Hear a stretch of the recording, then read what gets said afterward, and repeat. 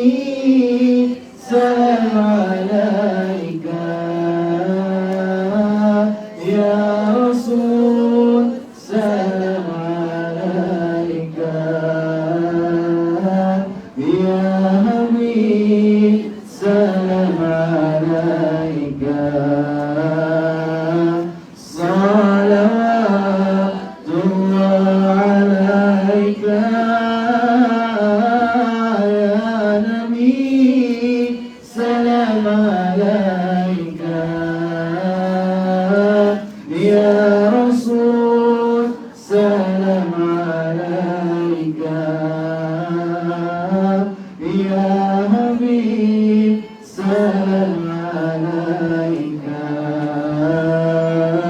Salawatullah alaika.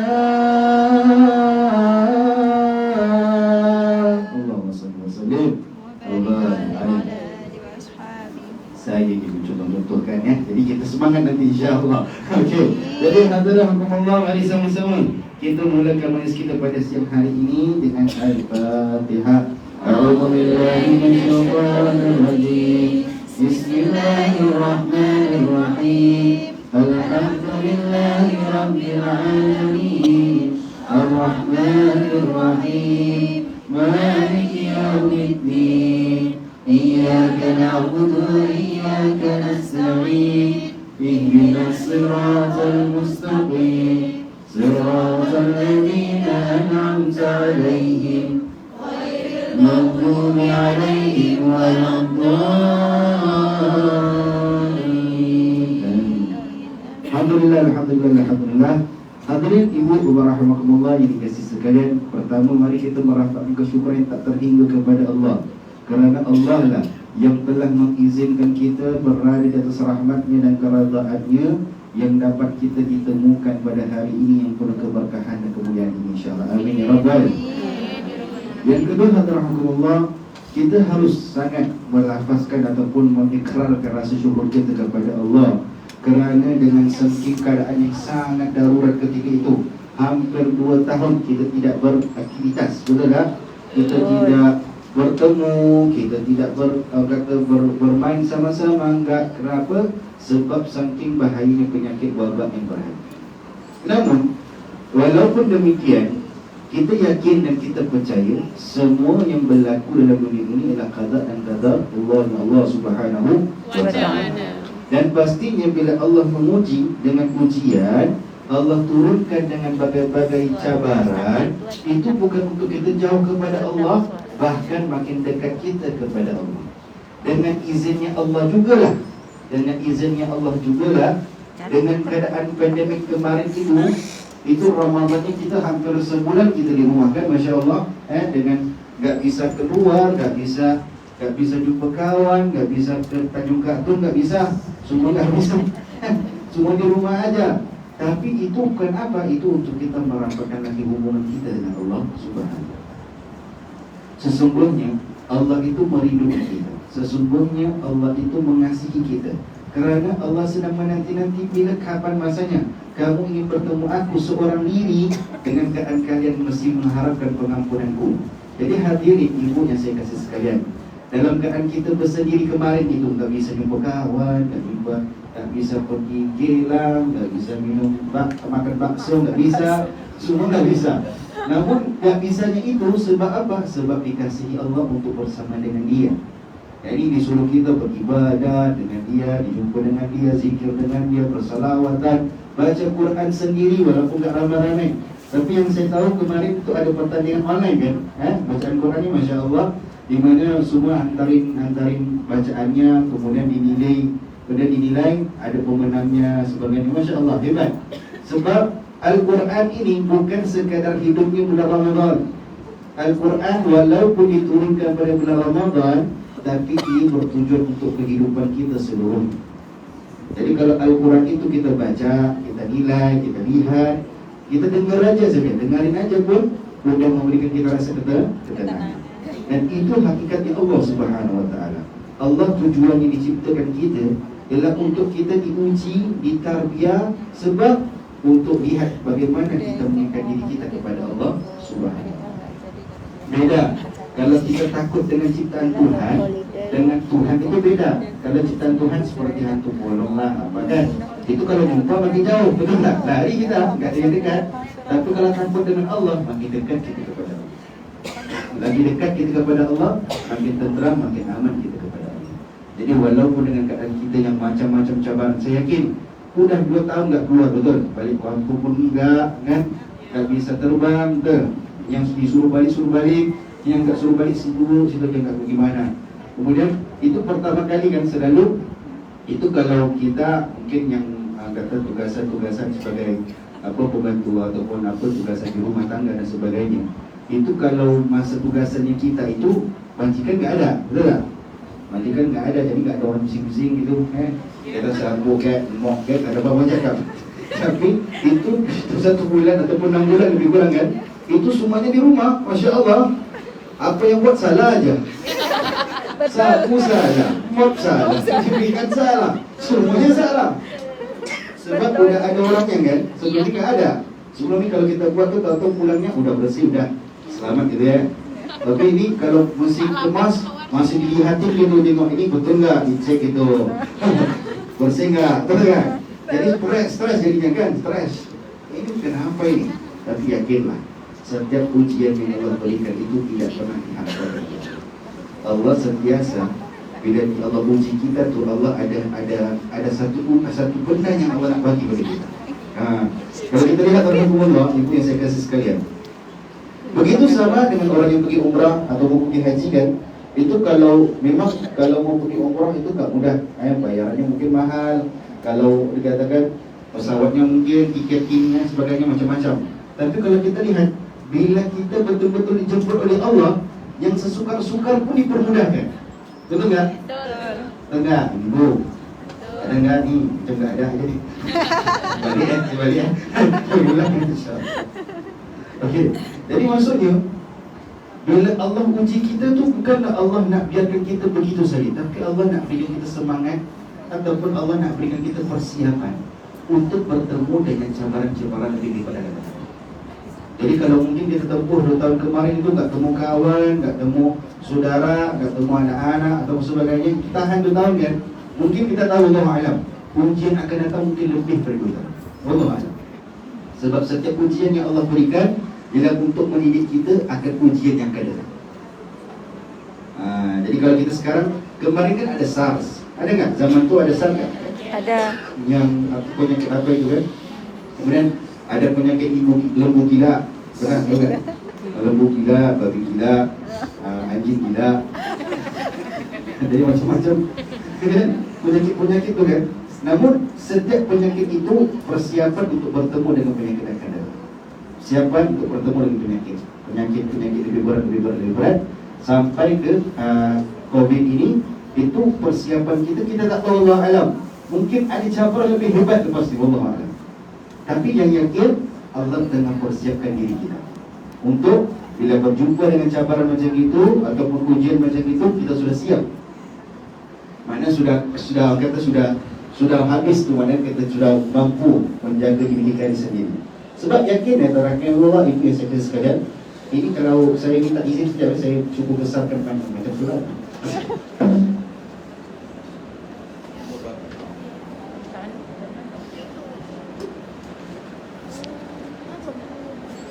Dari tadi lah gitu.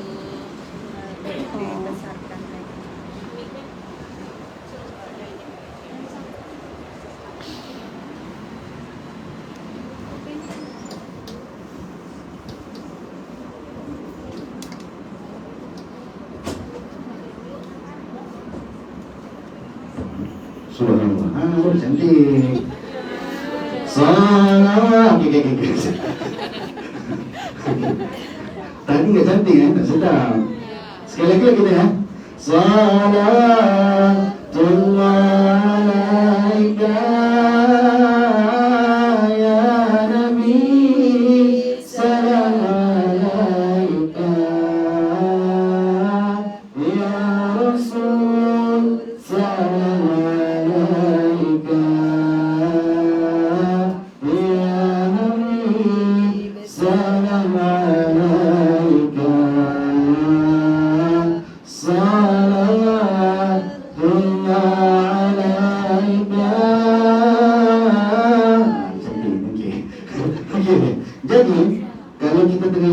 tadi, setiap ujian Allah itu adalah ujian untuk mempersiapkan diri kita untuk ujian lagi besar.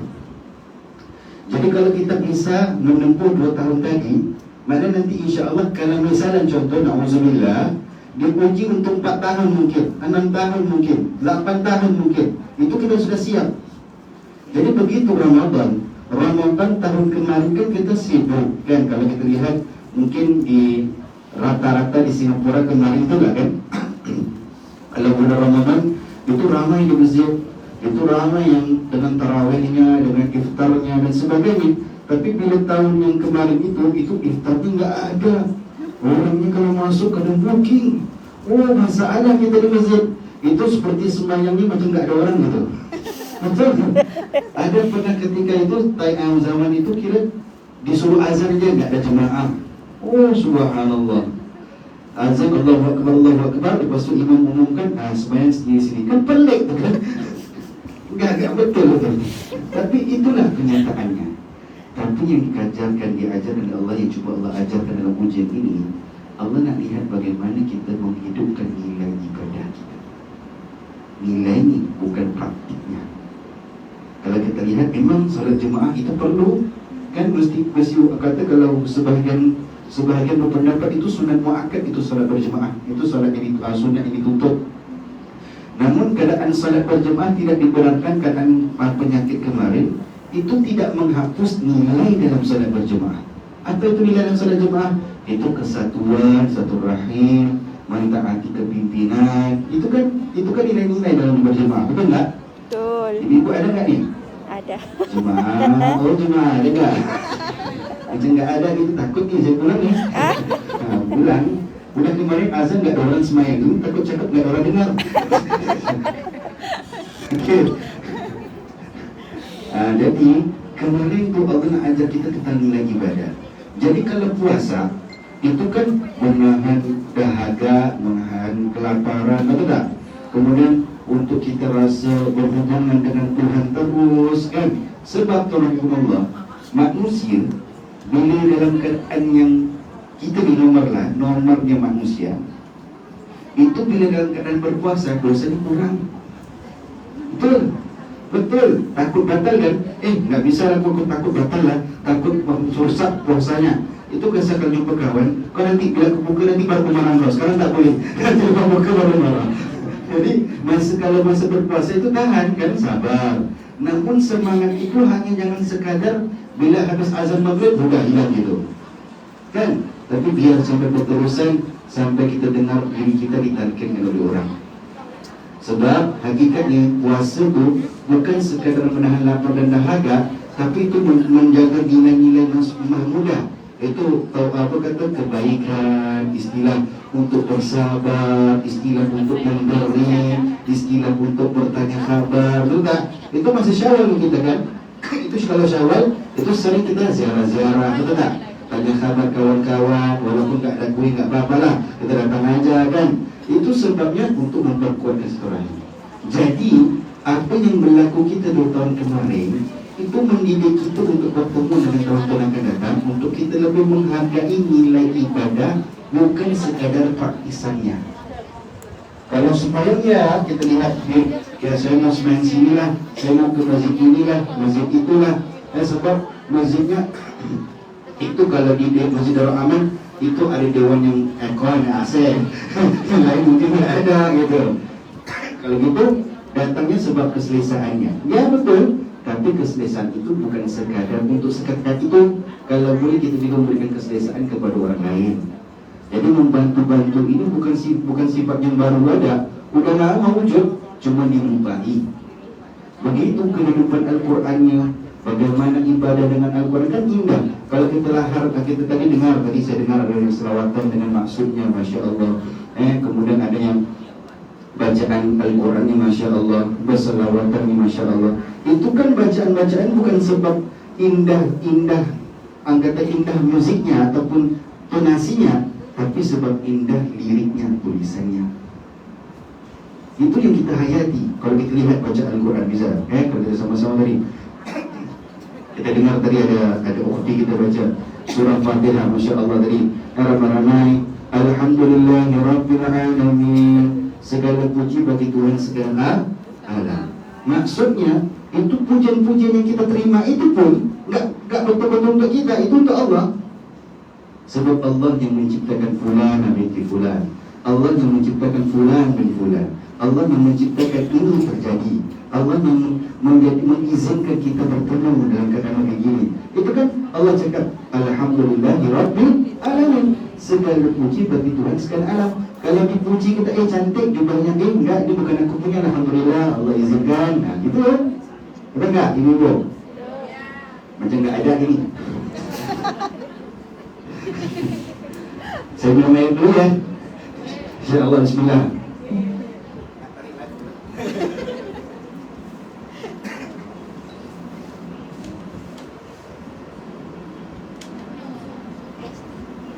Jadi kalau kita bincang tadi, kalau kita dengar surah Fatihah, segala puji-pujian itu hanya untuk Allah. Kalaupun kita diberi pujian, dipuji oleh orang, itu pun kita perlu berterima kasih, tapi mesti cakap Alhamdulillah. Sebab Allah yang izinkan kepada kita, Allah yang mengizinkan kita cantik, Allah yang mengizinkan kita ada rezeki untuk beli baju yang cantik-cantik, Allah yang mengizinkan kita untuk kita nampak bersih, indah dan sebagainya. Ada orang bukan enggak ada, itu baginya baju cantik itu tak penting, yang penting hatinya bersih. Betul kan? Jadi pakai bajunya cuma cantik, goyak-goyak gitu ya, tak apa. Sedangkan Islam itu lihat kepada keindahan dan kebersihan. Nah, kemudian kita baca lagi Ar-Rahmanir Rahim. Betul tak? Yang Maha Pengasih lagi Maha Penyayang. Itu yang Allah ingin dilihat, Allah ingin dipanggil begitu. Allah pun dikenal sebagai yang Maha Pengasih lagi Maha Penyayang. Itu sedikit macam mana pun kehidupan kita. Mungkin kata orang, Ustaz boleh cakap, Ustaz tak macam kita menghadapi orang macam-macam, betul tak? Ustaz yang terima masjid, kuat-kuat di masjid mengamuk aja. Kita jumpa, itu tinggal sama-sama satu bumbung. Yang tak senang dengan kita, masak salah, bersih salah, mop salah. Itu kaedah. Tapi kalau kita yakin dengan surah Ar-Rahman Ar-Rahim tadi kan, ayatnya, itu kita yakin Allah tidak pernah menghilangkan hambanya, Allah tak pernah akan mengecewakan hambanya. Sebab Allah kenalkan dirinya, aku ini Maha Pengasih, Maha Penyayang. Jadi kalaupun kita, Ustaz, saya pernah Ustaz dulu bercinta kan, tapi itulah cinta juga kekal. Ya sah, sebab yang Maha Pengasih, yang Maha kekal kan Allah. Manusia kan tak kekal. Jadi apa yang kita risau pasal kita ada Allah yang perlu kita yakinkan. Jadi lanjutin lagi Ar-Rahmanir Rahim Maliki Yawmiddin Iyyaka na'budu wa iyyaka nasta'in. Kepada Engkau kami mengabdikan diri, dan kepada Engkau kami memohon pertolongan. Jadi hidup dunia itu mudah sebenarnya. Mudah gimana tu Ustaz? Ya, kalau kita sembah Allah, kita minta tolong hanya pada Allah, itu mudah urusannya. Tapi kita masih lagi, Ustaz bukan apa Ustaz, saya minta Allah 4 kali saya doa, tak dapat-dapat Ustaz. Minta ini enggak dapat, itu tak dapat, ini tak dapat. Yang minta kamu apa? Ya saya minta Ferrari Ustaz, ya tak dapat ceritanya.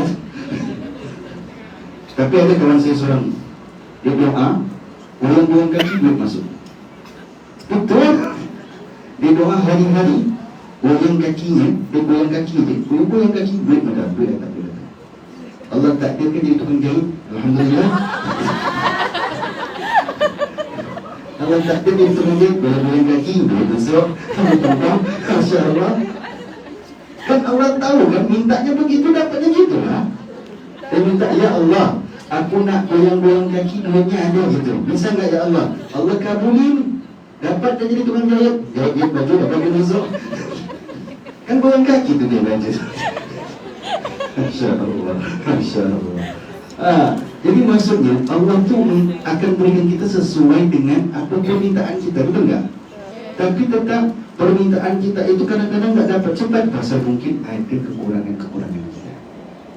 Ibu warahmatullah, sebenarnya kekurangan kita itu mungkin boleh jadi sebabkan kekerasan hati kita masing-masing.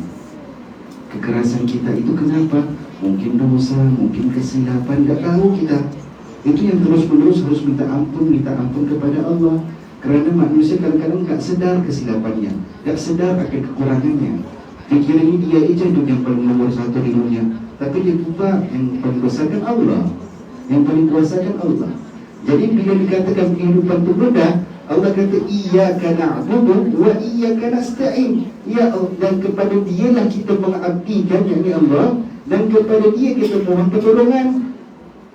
Sebab kita tahu kita hamba Allah, dan pasti perbuatan yang kita buat itu mesti sesuai sebagai seorang hamba kepada Tuhannya. Hamba yang ini sebagai hamba Allah Subhanahu wa ta'ala. Jadi kalau Allah suruh kita buat baik, buat baik. Kalau Allah kata jangan buat jahat, jangan buat jahat. Tapi kadang-kadang betul Ustaz, bukan apa, itu normal manusia kan, imannya naik turun kan. Tapi yang bahayanya dah turun tak naik-naik. Dia turun aja dosa aja terus, tak apa-apa, nanti aku pergi umrah, taubatlah aku. Kalau ada masa, kalau tak ada, nanti aku taubatlah esok dosa. Kalau esok jumpa, kalau tak jumpa, Tak jadi. kan? Gimana itu kan? Jadi kehidupan manusia itu normal. Manusia tak sempurna. Kita ni tak sempurna, kita tak kamil. Yang kamil itu Rasulullah. Rasulullah itu yang maha sempurna. Kalau buat jahat pun sebab Allah izinkan agar kita belajar kesilapan daripada Rasulullah SAW. Apa kesilapan Rasulullah yang jelas? Itu Rasulullah ketika disuruh mengajar, dakwahkan pandangan itu ketika disuruh dakwahnya kepada pembesar-pembesar Quraisy. Datang seorang kakek buta kepada Rasulullah, Rasulullah, aku nak tanya tentang Islam. Nanti dulu, aku tengah ajar ni, nanti kau datang balik. Datang lagi si kakek itu. Nanti dulu, nanti kau datang balik, aku nak ajar ni. Kali ketiga datang kakek itu. Muka Rasulullah marah, maksa mukanya. Kau ni tak dengar kau cakap tadi, nanti kau datang balik. Allah tegur, abasa wa tawalla an ja'ahul a'ma. Wahai orang yang bermuka masam, kenapa kau mengherdik orang yang datang meminta nasihat daripadamu? Allah tegur Rasul sallallahu alaihi wasallam. Ya Rasulullah pernah ditegur tak? Pernah. Tapi teguran Rasulullah itu untuk apa? Kita belajar. Jadi kita tahu. Begitu kehidupan yang dia kata iyyaka na'budu wa iyyaka nasta'in, ihdinas siratal mustaqim. Itu permintaan kita tiga aja dengan Allah. Kita mohon diabdikan diri kepada Allah. Kita yakin yang hanya memberi pertolongan itu Allah. Dan kita mohon agar diberikan pimpinan ke jalan-jalan yang betul, yang benar. Dan digelarkan dalam ayat itu pun dikatakan waladhdallin, dan bukan jalan-jalan yang telah engkau sesatkan. Di dalam ayat ini Allah kata yang telah engkau sesatkan. Maksudnya apa rahmatullah? Engkau sesatkan maksudnya pilihan manusia memilih jalan yang salah. Allah beri jalan yang betul. Allah kasih jalan lurus, tapi kita pilih jalan kanan sikit, kiri sikit. Ya tak apa-apa, tapi dia bertemu di depan juga.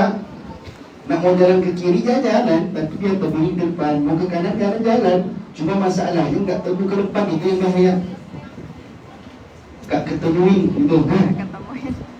Ke depan jalannya lurus, tapi ada jalan biru-biru sikit. Jalan jauh kata orang, jalan jauh. Ini jalan shortcut.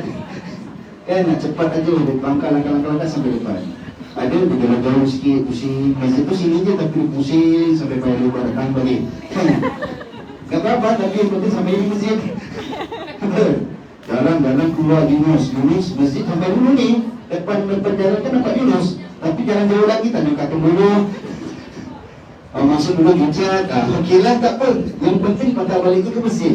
Itu bila Allah kata iyyaka na'budu wa iyyaka nasta'in, ihdinas siratal mustaqim, siratal ladzina an'amta 'alaihim. Jalan-jalan yang telah engkau sesatkan. Maksudnya jangan kau dekatkan aku dengan mereka. Maksudnya kadang-kadang kesilapan manusia itu bukan sebab apa? Lupa dirinya, sombongnya dia, takaburnya dia. Itu yang dia lupa. Kadang-kadang kita kerja kepada Ustaz. Saya kat Singapura ni dah 4 tahun dah Ustaz. Tapi tu dah Ustaz, kerja 4 tahun gajinya tak naik gitu-gitu. Kerjanya sama 4 tahun. Orangnya tukar-tukar. Untung orangnya tukar. Kalau orangnya nak tukar, tak buat gitu. Sama perangannya, orangnya sama, tak ubah-ubah. Betul tak? Tapi yakin.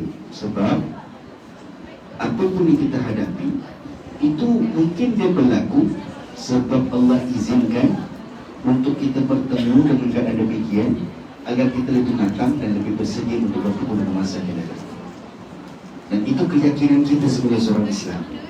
Dan bila Allah kata Ar-Rahman Ar-Rahim, Allah kata Allah Maha Pengasih Maha Penyayang, maksudnya kita tahu Allah tidak pernah meninggalkan hamba-Nya dan tidak pernah mengecewakan hamba-Nya kecuali hamba-Nya lupa kepada Tuhan-Nya.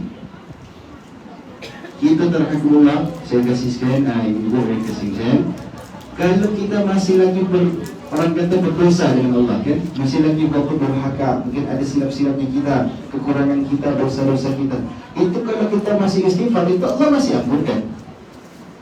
Allah masih ampunkan.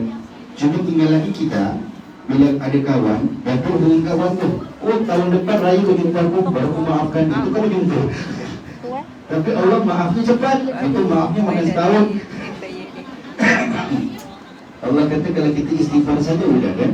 Yang disuruhkan kita, mudah-mudahan Allah selalu membiasakan kita dengan apa yang kata qasidah istighfar kan. Dikatakan selalu beristighfar kepada Allah kerana dengan satu istighfar maka dicabut sakit kita dalam hati. Jadi kalau kita lihat sama-sama, kalau kita kaji Astaghfirullah Rabbana ya Astaghfirullah minal khataya Astaghfirullah Rabbana ya Astaghfirullah minal kita cakap di situ Astagfirullahaladzim Rabbana kan, asal minal khataya, daripada semua kesalahan-kesalahan kan. Maksudnya kehidupan kita itu enggak sepi daripada kesalahan, enggak sepi daripada dosa. Itu mustahil. Kalau ada manusia kata, siapa di antara kita yang ada dosa? Saya Ustaz. Bagus kamu ada dosa. Ya saya kan namanya Ridwan, nama malaikat Ridwan. Takkanlah saya dosa. Tapi enggak mustahil, nanti mustahil, enggak bisa-bisa. Sebab manusia yang sempurna itu cuma Rasulullah Sallallahu Alaihi Wasallam. Dan kita, lagi-lagi saya di depan anda sebagai ustaz ataupun yang mengajar mungkin, yang beri nasihat itu macam betul. Saya pun banyak kekurangan saya nih, banyak kesilapan. Mungkin saya sampaikan, yang dengar depan saya ini lebih awal masuk syurga daripada saya. Wallahu a'lam. Saya tak tahu. Tapi yang Allah yakinkan itu Allah khabarin, kamu tidak membezakan kalian kecuali keimanan kalian. Allah tak lihat kepada siapa kamu, apa pakaian kamu, apa derajat kamu, pangkat kamu, tak lihat. Tapi Allah lihat pada bagaimana keimanan kamu. Jadi keimanan fondasinya itu cuma 3 tadi. Iyyaka na'budu wa iyyaka nasta'in. Ihdinas siratal mustaqim. Betul kan?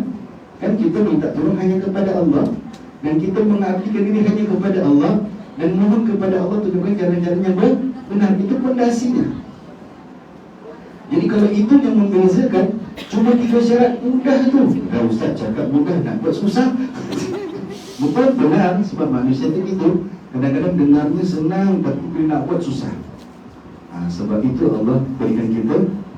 Tadi kan saya kata, ibadah tu bukan segi praktikalnya, dari segi memahami nilainya. Jadi kalau kita lihat tadi, kalau kita nak kaitkan yang 3 dari fondasinya, itu iyyaka na'budu wa iyyaka nasta'in ihdinas siratal mustaqim. 3 kan? Itu iyyaka na'budu kat mana? Solat. Iyyaka na'budu, ibadah solat. Kalau kita mau jahat macam mana, mau buat dosa, mau jadi jahat, silakan, tak apa-apa. Tapi solat jangan tinggal. Sekurang-kurangnya itu Allah lihat, apa masih solat lagi dia. Sekurang-kurangnya hanya begitu. Masya Allah, masih solat lagi, tak apa, kita ampunkan sikit, kita berikan kelonggaran sikit, masih solat. Ini sekurang-kurangnya. Kenapa? Itu kalau dengan solat itu diri kita sentiasa jangan sampai baterainya habis gitu. Faham tak? Kan kalau kita solat kan kita charge kan. Satu kali solat kita memperbaiki hubungan dengan Allah. Satu kali solat kita memperbaiki hubungan dengan Allah. Itu kalau kita masih lagi solat, itu tadi kita mesti terfikir, tadi tu aku berdosa tu tadi, buat ini buat itu, istighfar. Solat kemudian istighfar lagi, istighfar. Sebab kata Allah, kata Nabi SAW, di antara Jumaat ke Jumaat itu di antaranya penghapus dosa. Di antara solat ke solat seterusnya di antaranya dihapuskan dosa. Di antara umrah kepada umrah akan datang di antaranya penghapus dosa. Jadi dalam Islam itu demi waktu kan, sudah didengarkan wal asr innal insana lafi khusr. Itu kalau zuhur ke asar, antaranya dia solat zuhur, kemudian dia berdosa tu, kemudian solat asar, diampunkan dosa antara zuhur dan asar. Kalau itu ikut masa, kan ikut satu hari. Tapi kalau ikut minggu, Jumaat ke Jumaat, Jumaat ini sampai Jumaat depan, itu di antaranya hapuskan dosa. Kalau ikut bulan, Ramadan ke Ramadan, diampunkan dosa. Ikut tahun, itu ikut tahun itu kalau kita lihat itu haji ke haji. Kemudian kalau kita lihat solat Idul Fitri, solat Eid ke solat Eid, bulan Eid kan, Idul Adha, Idul Fitri, itu solat ini diampunkan dosa. Yang paling besar itu apa dia? Itu di antara haji dan haji seterusnya. Itu paling besar, itu seumur hidup kan. Jadi Allah ni rahmah dia Allah. Allah kasih kita ruang dan peluang. Allah kasih kita masa. Allah masih kasih kita lagi nikmat-nikmat yang besar-besar yang mungkin kita tak sedar. Sebab kekurangan manusia itu, sebab lihat nikmat itu pada benda yang besar, padahal nikmat itu menyadari yang kecil. Sedar yang kecil itu nikmat, bukan yang besar. Yang besar tu nampak, yang kecil tu apa? Alhamdulillah, itu dulu tak pernah naik pesawat, naik juga pesawat. Walaupun kerjanya di Singapura tak apa-apa, Alhamdulillah naik pesawat juga aku. Itu kalau kita lihat, dulu tu tak pernah nak tengok rumah besar-besar. Ini kali pertama nampak rumah besar. Dapat kita kerja di rumah yang besar, Alhamdulillah. Itu tak pernah nampak ni orang pakai basikal tu jalan jauh-jauh. Di sini aja nampak. Anak di Indonesia jalan kaki jauh-jauh tak apa-apa itu. Basikal aja. Ini kalau pergi kedai dekat mau driving lagi. Mana seorang sini? Terus. Orang kita, orang Singapura tak boleh susah. Betul cakap ni, dia cakap betul. Kalau kan tahu tak yang tangga jalan itu kan, elevator kan, rosak komplain 10,000 tu datang. Rosak 10,000 datang komplain. Kita di Indonesia, kalau saya dulu, kerana saya dulu, ibu saya orang Aceh. Jadi kami ada kampung di Belawan, kami ada di Blok Semawe pun ada. Jadi kami ada kampung jadi kan. Itu saya pernah pergi tu di mallnya, itu bertahun-tahun rosak tak apa-apa, orang cakap apa-apa pun biasa aja. Kan apa-apa. Jalan lagi orang naik bangga dan satu lagi orang takut lagi naik sekali. Sekali itu terlalu takut. Tak apa, tak rosak, tak apa, jalan kaki ni. Itu masih kuat lagi. Itu nenek tua jalan kaki naik tangga tak apa-apa. Kita di sini nenek-nenek mencet tangganya pun sakit kaki dah. Tak bisa. Kan? Jadi maksudnya nikmat Allah itu berbeza bagi setiap orang. Cuma yang membezakan, yang menguatkan nikmat itu bila kita bersyukur dengan walaupun nikmat itu sekecil-kecil. Kecil pun syukur, itulah tanda kita seorang hamba yang bersyukur. Bukan besar dari syukur, kecil syukur. Kecil tu apa tadi? Semudah-mudah benda kecil. Alhamdulillah dapat bertemu walaupun dah bertahun tak jumpa. Alhamdulillah. Walaupun sekadar orang kata temu-temu gini berbualnya sekejap aja sebab saking sibuk kan dengan hati kita dan sebagainya. Walaupun 2 minit, tapi kita syukur dapat satu rahim, itu lebih besar daripada ada 10 jam tapi tidak ada apa-apa. Jadi syukur dengan apa yang ada walaupun sekecilnya. Itu pertama. Yang kedua, jadi bila saya cakap tadi praktisannya, kalau kita ada fondasinya 3, nilai ibadah bukan sekadar praktisan tapi nilainya. Jadi nilai itu perlu ada pupuk kesaudaraan, bersamaan, kesatuan. Sama kita solat ibadah, solat fardu jadi itu diampunkan dosa antara satu sama yang satu. Tapi solat itu bukan sekadar itu aja. Solat itu menjaga hubungan kita dengan Tuhan. Kalau kita tak jaga solat, tadi kan saya cakap, nak buat dosa buatlah, nak jadi ahli maksiat buatlah kan. Tapi jangan tinggal solat. Sekurang-kurangnya Allah lihat masih solat lagi hamba ini. Okey. Bukan kata suruh buat, sekurang-kurangnya mudah kan? Mudah nampak-nampak macam indah. Sebab Allah tu, dia pandang kita tu, Allah lihat. Selagi mana kita yakin Allah tu Maha Pengampun dan Maha Pemaaf, selagi itu Allah akan memaafkan kita, Allah akan mengampunkan kita. Tapi kalau kita tak lihat Allah tu sebagai Tuhan yang Maha Pengampun, kita tak lihat Allah sebagai Tuhan yang Maha Pemaaf, itu kita sudah masalah itu. Sudah tidak ada Allah dalam hati. Itu yang jadinya tadi kan saya tanya, mungkin sebab apa kekerasan hati kita itu yang kita perlu leburkan, kita perlu kata cairkan ia. Kenapa? Sebab hati yang lembut itu mudah menerima alasan ataupun nikmat-nikmat daripada Allah SWT. Hati yang keras, kasih 10 nikmat pun nak difikirin, nak dikisah, tak apa-apa itu, tak apa-apa itu bukan masalah saya itu, nanti awak lah, kau punya masalah. Jadi keras hati kan. Kalau kawan yang sakit, tak apa-apa, yang sakit dia bukan aku. Kalau kawan susah, ya yang susah dia bukan aku dah. Sedangkan solat tadi mengajar kita kesatuan, satu rahim, betul kan? Tanya khabar. Tapi kalau nilai itu kita lihat ibadah itu pada praktisannya, itu masalah kita. Tapi kalau lihat ibadah kepada nilainya, kita akan nampak kebesaran Allah Subhanahu Wa Taala. Sebab kita solat berjemaah, pertama kita mentaati imam kan, imam turun tak diturun kan, betul tak? Betul tak? Ini mana boleh kalau kita turun sebelum imam batal kan solatnya, betul tak? Itu kalau kita faham dari segi fiqh, betul kan? Tapi kalau kita implikasi dalam kehidupan, itu kita setiap kali kita ada pemimpin kita kan, ada ketua kita kan, itu kita macam mana pun kita masih mentaati dia selagi mana dia tidak mengajar kepada mengkafirkan ataupun benda-benda yang mengingkarkan Allah Subhanahu Wa Taala. Itu kita mentaati dia. Itu yang berlaku kemarin masa lebaran itu di Malaysia sudah lebaran, di Singapura belum lagi. Belum lagi. Di Indonesia saya tahu ada 3 kan, ada 3 tarikh betul. Muhammadiyah, kemudian Nahdlatul Ulama dengan apa ni? Apa tarikat? Ada 3. Penku lepas. Tapi banyak berbeza tu kan. Itu kalau raya tu pening tu lebaran tu, mana mau ikut. Lagi kalau suaminya Muhammadiyah, istrinya NU. Oh, sukar tu. Bayangkan, ini udah puasa ke belum ni? Udah raya ke belum lagi bang. Apa ya kita kan? Tapi kan sebenarnya bukan pada itu kan ini kan ini. Ikhtilaf kata Rasul, ikhtilaf rahmah.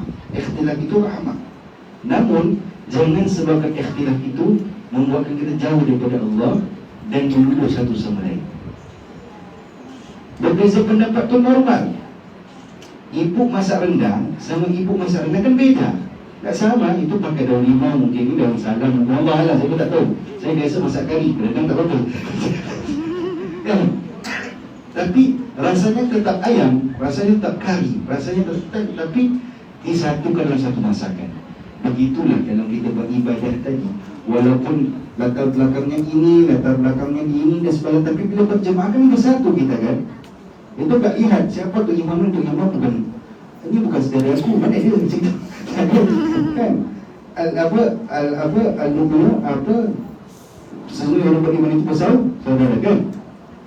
Jadi kalau kita lihat dari segi itu, ibadah kita keluar daripada perspektif bukan sekadar praktisan, tapi pada menilainya, nilai ibadah tersebut, kita akan menghargai setiap ibadah kita laksanakan kepada Allah. Itu sama, kalau dalam ibadah kan, kalau kita lihat solat itu semua 5 rukun Islam itu ada dalam solat. Betul tak? Dalam solat ada syahadah, betul? Solat, kita solat, betul tak? Ada zakat, zakat itu waktu kan? Mana ikut waktu tertentu. Zuhur sekian, asar sekian, asar sekian. Kemudian ada puasa. Apa tu puasa Ustaz? Yalah, tak bisa kan kita minum tengah solat, bisa tak? Tak bisa kan? Makan bisa tak? Kalau ada saya tak tahu, tapi tak bisa kan? Dia tak bisa makan, tak bisa minum tengah solat. Kemudian hajinya bilang, sebab masing-masing haji di Kaabah, kita pun solat menghadap Kaabah. Dalam solat itu sendiri ada 10 korban Islam. Hebat tak? Tapi jangan sia-siakan hanya solat itu kepada praktisannya, tapi fahamkan nilainya, amalkan nilainya, implikasikan nilai dalam kehidupan kita. Kerana bagaimana kita bertemu Tuhan, itu yang carikan kita dengan solat-solat. Jadi kalau jahat pun, macam mana nakal pun kita, ataupun berdosa pun kita, jangan pernah lupa ibadah kepada Allah. Sebab kurang-kurangnya kita menjaga hubungan dengan Allah. Itu ia kena dulu, kalau ia kena nasta'in, minta bantuan itu mudah. Kita faham dalam Islam tak bisa minta sama benda-benda patung-patungan, dukun-dukunan, tak bisa. Ini benda-benda khurafat, syirik dijauhkan semua sama sekali. Tak bisa dibuat langsung. Jangan yakin tu. Tak apa Ustaz, saya yakin ni dengan gini-gini. Tak. Jangan buat. Kalau kita buat macam itu, maknanya kita telah hilangkan hak Allah tadi. Pondasinya dia hilang. Kerana berdua, ia kena sta'in kan. Sta'in minta turunkan hanya kepada Allah. Kalau kita minta tolong dengan manusia, nescaya kita akan dikecewakan. Sebab manusia tidak kekal, yang kekal hanya Allah. Betul.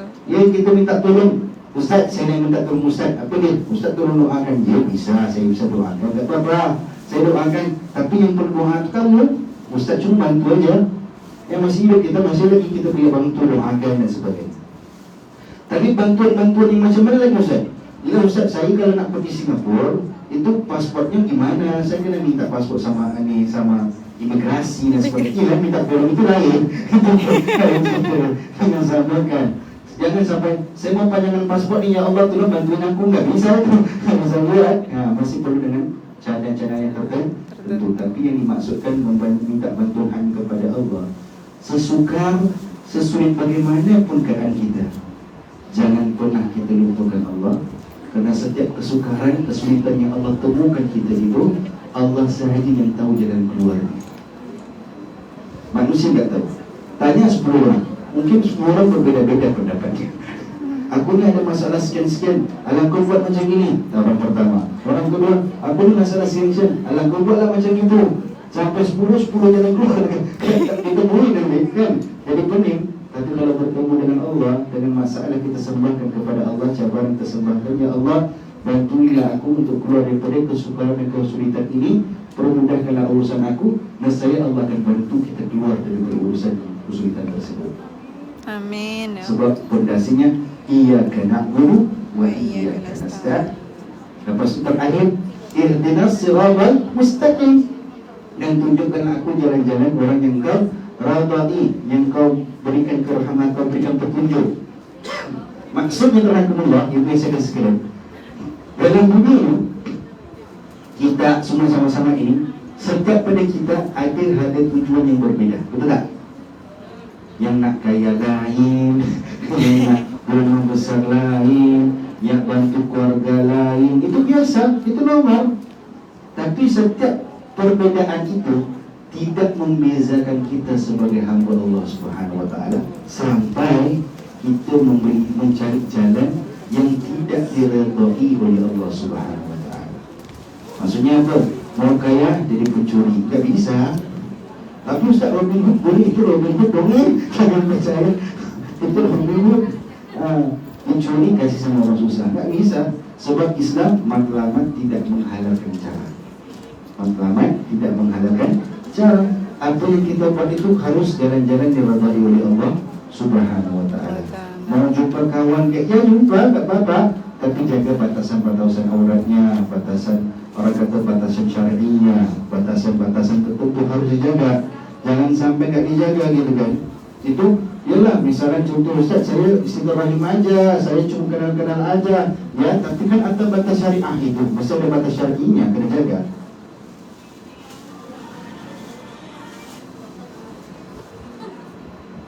Lupa saya dia pula.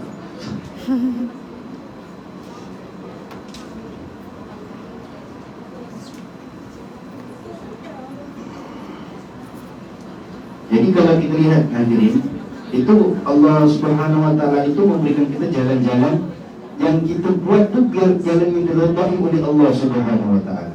Jalan yang Allah ridai. Matlamat memang berbeza, masing-masing ada tujuannya. Tapi jalan menuju tujuan itu dia jalan-jalan yang diridai oleh Allah Subhanahu Wa Taala. Pondasinya 3 tadi.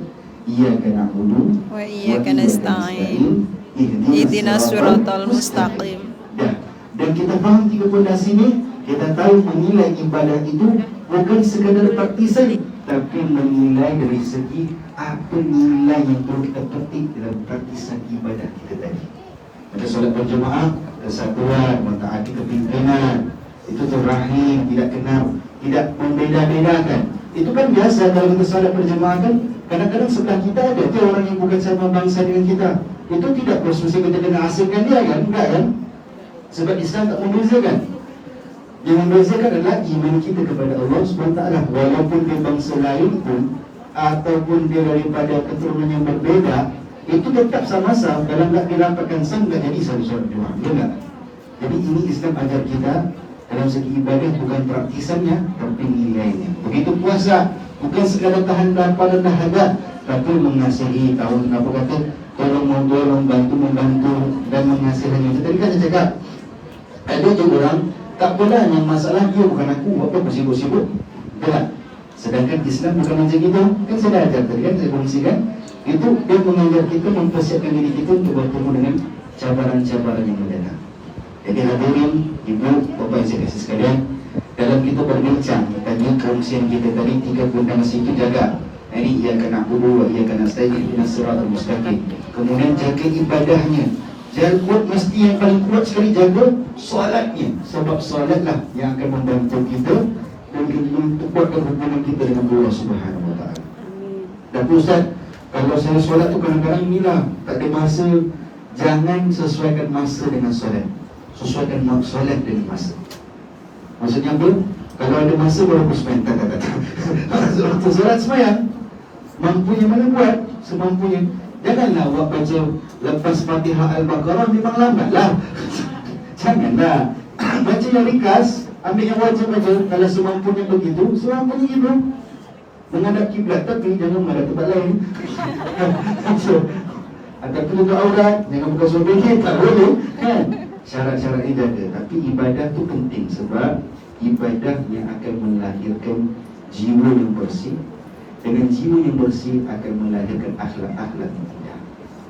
Sebab mulut kita ni Tuhan Allah, ibu saya sekalian, ini peti rahsia. Mulut kita ni peti rahsia. Buka ni, kita beritahu ini macam mana perangai ni. Macam mana PL ni, macam mana perbuatan ni kita tahu. Dengan cakapan dia je. Sebab dia tak ada beza. Hati tu dia jangan gini, aku mulut dia jahat tapi hati aku baik. Tak ada. Dia tak ada macam itu. Dia kena sama. Hati baik, mulut baik. Kalau hati jahat, mulut baik pun pelik. Dia tak boleh macam itu. Islam ni dia tak ada 50-50. 50 baik, 50 tak baik, tak boleh. Islam kalau jahat, baik. Dia tak boleh jahat baik tak boleh. Saya ni Ustaz, saya nampak saya ni memang tak pakai tudung, tapi saya smile, saya jaga, tak boleh. Dia tak boleh macam itu. Tak boleh, dia kena sama. Ustaz, saya memang mulut saya jahat sikit Ustaz. Kadang-kadang saya memang mulut saya ni tak ada insurans, main cakap aja. Tapi hati saya baik. Tak ada. Dia kena sama-sama. Dia tak boleh lain-lain. Dia kena hati baik, mulut pun baik. Dia tak boleh mulut tak baik, hati baik, tak boleh. Jadi Islam ni dia tak ada macam itu. Dia kalau baik-baik, jahat-jahat. Dia tak boleh sekejap baik, sekejap jahat, sekejap baik, jahat. Susah. Dia kalau masuk neraka tak main geli-geli je tu. Masuk betul. Tak ada macam kata tak apalah sekejap bila masuk. Tak ada. Jadi yang saya cuma sampaikan yang Allah, jaga ibadah kita. Kerana ibadah kita bukan sekadar praktisan. Bila kita menghargai nilai-nilai ibadah, jaga fondasi kehidupan kita. Ia kena perlu dan kena stay di siratal mustaqim. Yang ketiga, untuk melahirkan akhlak yang baik, itu datang pada hati yang bersih dan suci. Hati yang bersih dan suci itu bermana? Hati yang lembut, bukan keras. Lembutkan hati dengan istighfar, lembutkan hati dengan selawatan, lembutkan hati dengan zikrullah, lembutkan macam-macam. Sebab kita tak menghargai nilai ibadah, sebab mungkin hati kita keras. Jadi bila kita nak tahu menilai nikmat tu, kita lembutkan kekerasan tersebut, lembutkan hati kita. Mudah-mudahan kita akan perbaiki hubungan kita dengan Allah. Amin. Dan begitu diperbaiki hubungan kita dengan kehidupan kita, insyaAllah. Boleh? InsyaAllah. Boleh, InsyaAllah. Cakap-cakap dah sejam dah, Masya Allah. Cukup Ustaz Cukup lama sangat ni. Okay. Jadi sebelum tu saya ajak anda sama-sama kita tutup dengan istighfar, selawat, dan kita tutup dengan Al-Fatihah. Dengan Fatihah itu sebelum saya baca Fatihah, niat masing-masing, hajat masing-masing, Al-Fatihah ramai-ramai. Boleh? InsyaAllah. Boleh? Sama-sama kita istighfar dulu Astaghfirullah Rabbal baraya, astaghfirullah minal khataya, astaghfirullah Rabbal baraya, astaghfirullah minal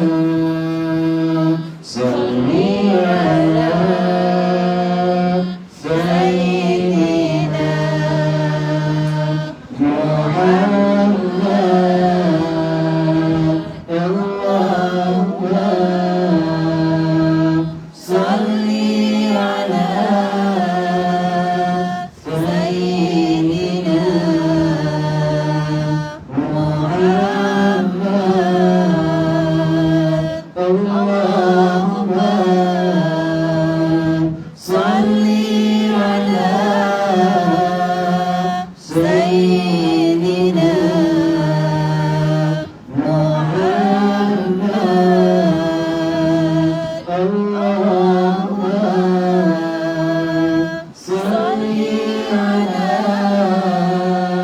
سيدنا Muhammad. Masing-masing dengan masing-masing mudah-mudahan Allah SWT berkati dan mengawaki dengan doa ini sekitar waktu antum berdoa dulu insyaAllah.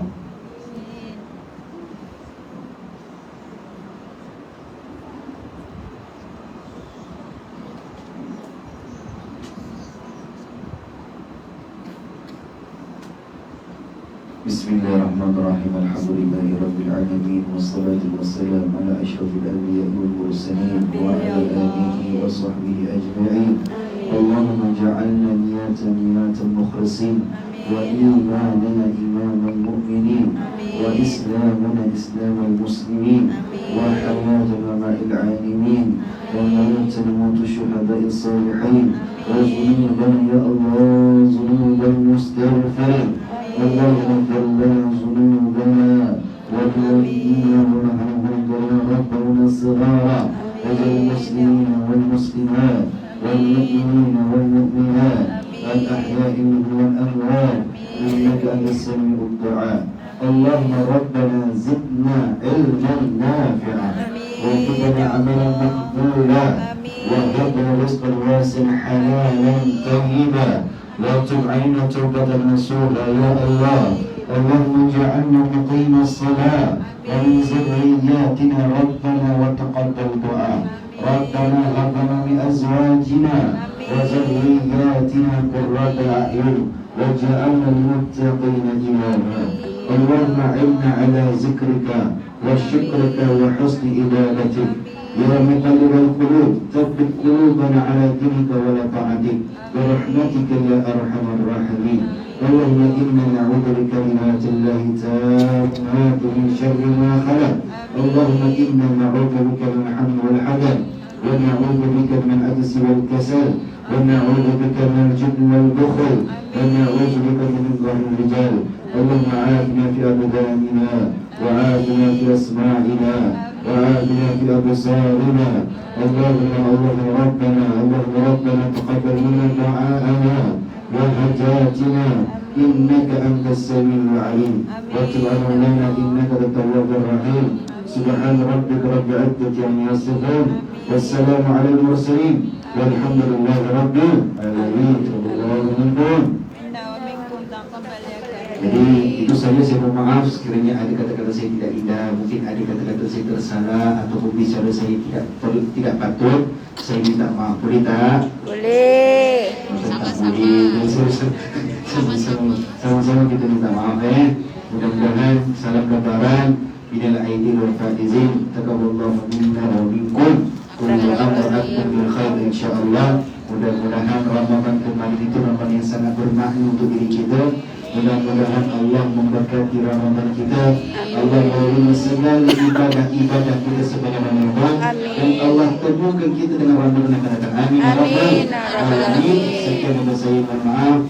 Akhirnya batin. Wassalamualaikum warahmatullahi wabarakatuh.